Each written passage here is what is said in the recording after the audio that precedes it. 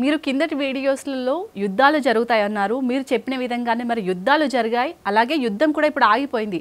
మరి భవిష్యత్తులో మళ్ళీ యుద్ధం జరిగే ఛాన్స్ ఉందా? అసలు భవిష్యత్ అనేది ఎలా ఉండబోతుంది? ఎప్పుడైనా సరే లోకం సుభిక్షంగా ఉండాలి, ఏ గొడవలు ఏ అల్లర్లు లేకుండా ఉండాలి అని మనస్ఫూర్తిగా కోరుకుంటూ ఇక్కడ ఏదైతే ఈ యుద్ధ వాతావరణం మొదలైందో ఇదంతా కూడా దేని ప్రభావిత కారణం చేత జరిగింది అంటే గనక షష్టగ్రహ కూటమి యొక్క ప్రభావ కారణం చేతనే ఈ రకమైనటువంటి యుద్ధ వాతావరణం సంభవించింది. అకార్డింగ్ టు ఆస్ట్రాలజీ ప్రకారం గతంలోనే నేను ఈ యుద్ధం జరగకముందే కొన్ని ఛానల్స్లో నేను తెలియజేయడం జరిగింది.